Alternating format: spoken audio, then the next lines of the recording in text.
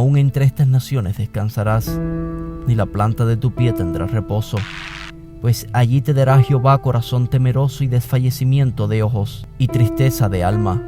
Y tendrás tu vida como algo que pende delante de ti, y estarás temeroso de noche y de día, y no tendrás seguridad de tu vida.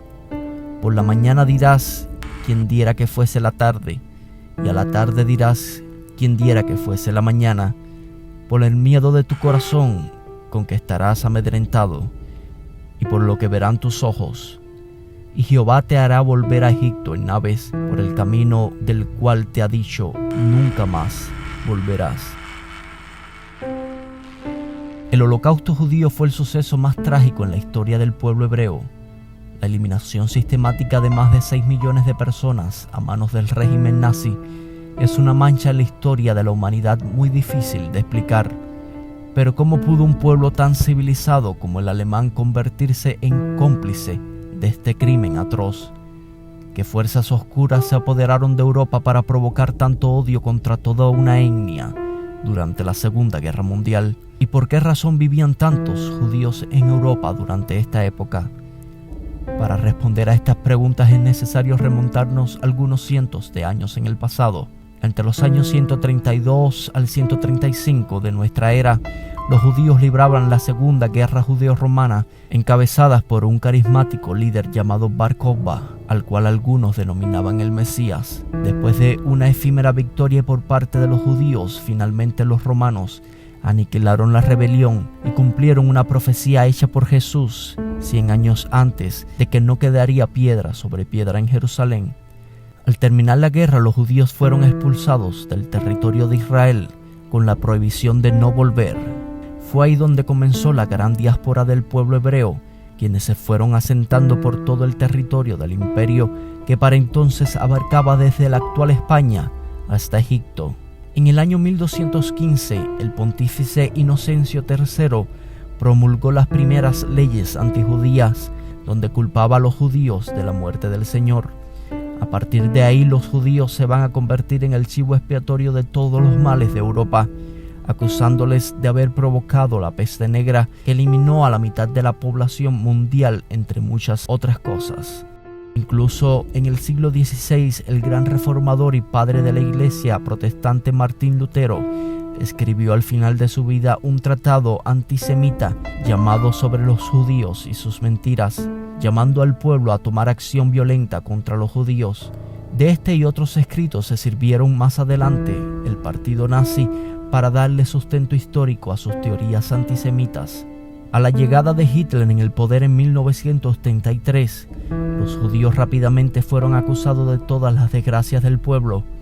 Alemania venía de perder la Primera Guerra Mundial en 1918, siendo culpada de declarar las hostilidades y teniendo que pagar a los aliados sumas astronómicas de dinero por gastos de guerra. Se produjo una situación insostenible que, aunado con la crisis financiera del 29, desplomó la economía alemana. El hambre y el paro laboral se convirtieron en la terrible realidad de un pueblo que vio en Hitler a su salvador, un Mesías que hablaba de restaurar el orgullo y la gloria del antiguo imperio germánico. Cuando el curso de la Segunda Guerra Mundial comenzó a ser dudoso, los nazis idearon lo que llamarían la solución final, que se convirtió en el genocidio y exterminio de más de 6 millones de judíos.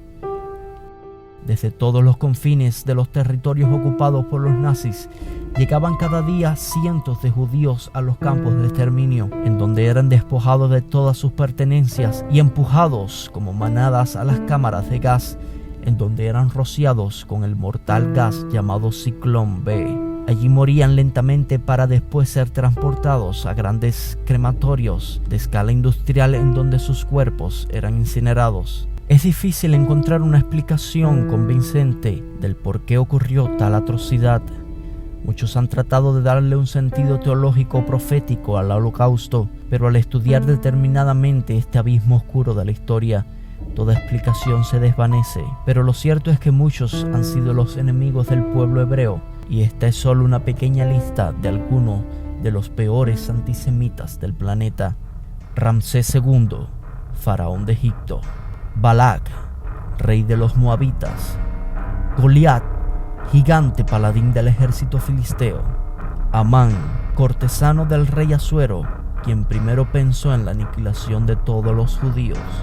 Tito, general romano que destruyó el templo de Jerusalén en el 70. Pontífice Inocencio III y Adolfo Hitler.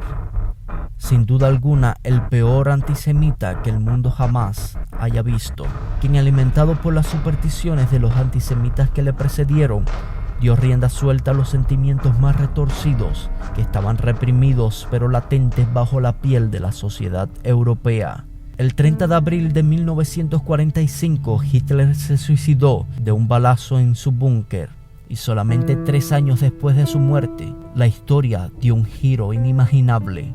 El 14 de mayo de 1948, los judíos liderados por David Ben-Gurión regresaron de todas partes del mundo y declararon en Tel Aviv la creación del Estado de Israel, de acuerdo al plan previsto por las Naciones Unidas y liderado por los Estados Unidos. Tan pronto como en 1967 ya el Estado israelí se encontraba tan consolidado que fue capaz de entablar una guerra con 3 países árabes al mismo tiempo y destrozarlos en solo 6 días. Hoy por hoy, Israel es uno de los países más prósperos de la tierra. Tiene el sistema de irrigación para agricultura más eficiente del mundo. Su lista de científicos, intelectuales y premios Nobel es incalculable, y es la nación que más le gusta leer, ya que es el país con más lectores activos y más libros publicados per cápita de todo el mundo. Entonces Jehová hará volver a tus cautivos y tendrá misericordia de ti, y volverá a recogerte de entre todos los pueblos a donde te hubiera esparcido Jehová tu Dios, aun cuando tus desterrados estuvieren en las partes más lejanas que hay debajo del cielo.